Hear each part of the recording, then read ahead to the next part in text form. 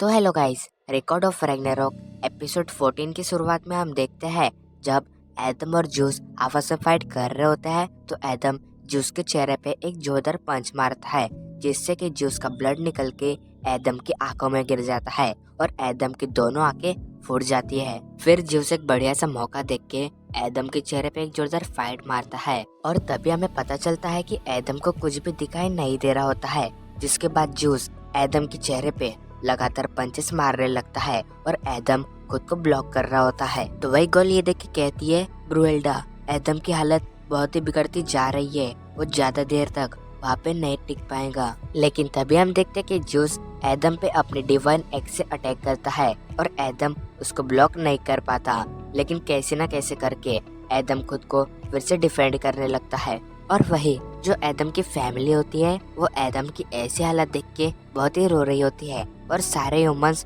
बोल रहे होते हैं, इस लड़ाई को रोक दो, हमें पता है इसे कौन जीतने वाला है, प्लीज इस लड़ाई को रोक दो। पर इसी बीच हम देखते हैं कि एडम को एक बच्चे के रोने की आवाज आती है जिसके बाद उसे अपनी फैमिली याद आती है और तभी जूस उसके चेहरे पे एक जोरदार पंच मारता है। लेकिन तभी एडम जूस की गर्दन को पकड़ लेता है और कहता है, मैं अपने बच्चों को इतने आसानी से हारने नहीं दूंगा। जिसके बाद वो जूस के चेहरे पे लगातार पंचेस मारने लगता है और वही जूस भी एडम के चेहरे पे लगातार पंचेस मारने लगता है।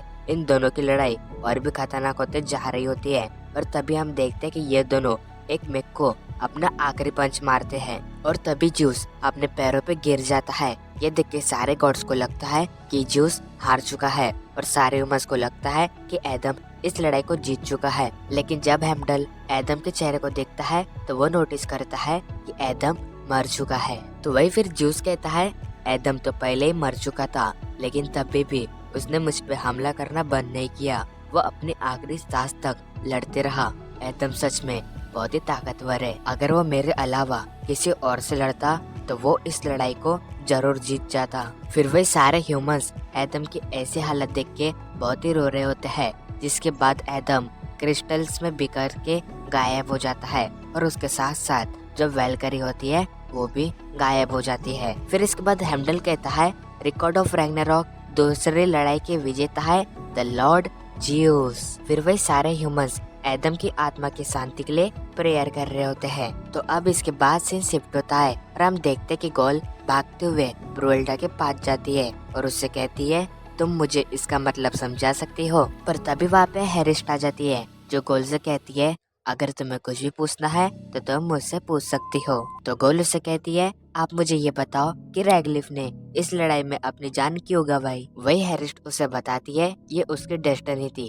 अगर कोई वेलकरी किसी ह्यूमन के साथ कनेक्ट हो जाती है तो वो उसकी सोल के साथ भी कनेक्ट हो जाती है, जिस वजह से वो ह्यूमन जब मारा जाएगा तो उसके साथ वो वेलकरी भी मारी जाएंगी। हैरिस्ट की ये बात सुन के गोल को उस वेलकरी के साथ बिताए गए सारे मोमेंट याद आते हैं, जिसके बाद वो हैरिस्ट को हक कर लेती है। लेकिन तभी हैरिस्ट गोल को बहुत जोर से पकड़ लेती है। जब गोल ये देखती है तो उसे पता चलता है, अरे मैं ये बात तो भूल ही गई थी कि हैरिस्ट के अंदर दो पर्सनालिटी है। जिसके बाद वो हैरिस्ट से दूर हो जाती है। फिर वही अब ब्रुएल्डा को देखते हैं जो अपना स्ट्रेस कम करने के लिए बहुत ही सारा खाना ठूस रही होती है। फिर ब्रुएल्डा को सेकंड फाइट का मैसेज आता है जिसे देख के वो बहुत ही हैरान हो जाती है, क्योंकि उस फाइट में जो गॉड लड़ने वाला है वो और कोई नहीं बल्कि जूस का बड़ा भाई पोसीडेंट है। तो गोल ये देख के कहती है, ये क्या हो रहा है, जूस शुरुआत में ही अपने सबसे बेस्ट फाइटर को भेज रहा है, क्या वो हमें 7-0 से ही हराने वाला है। तो वही ब्रुएल्डा